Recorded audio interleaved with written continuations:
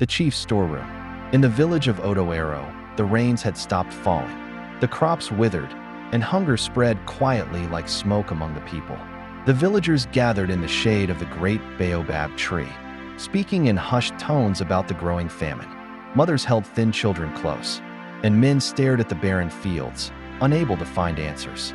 Chief Dondo sat on his carved wooden throne, his robes bright but his heart hardened.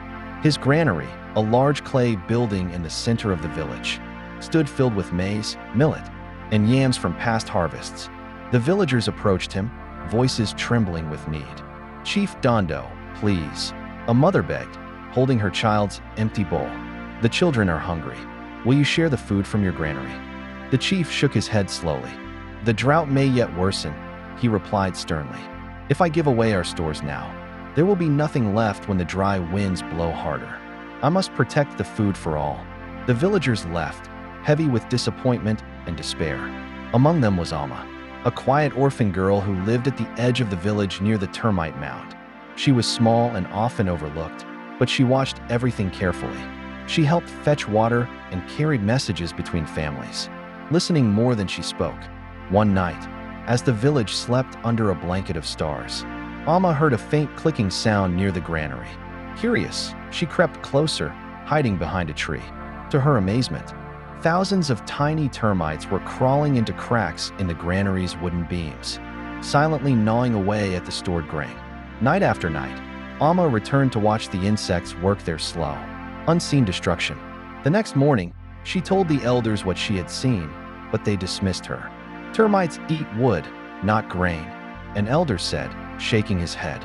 "Surely, hunger has made you imagine things." Alma was silent but worried. Weeks later, the villagers awoke to a terrible surprise. The granary doors were thrown open, and inside, nothing remained, only piles of dust and hollowed maize cobs. The chief was furious. "Who stole from me?" he demanded. "Find the thieves."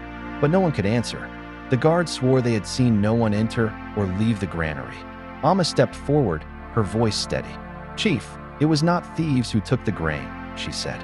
"The termites came because you kept the food to yourself. The earth sent them to teach us a lesson.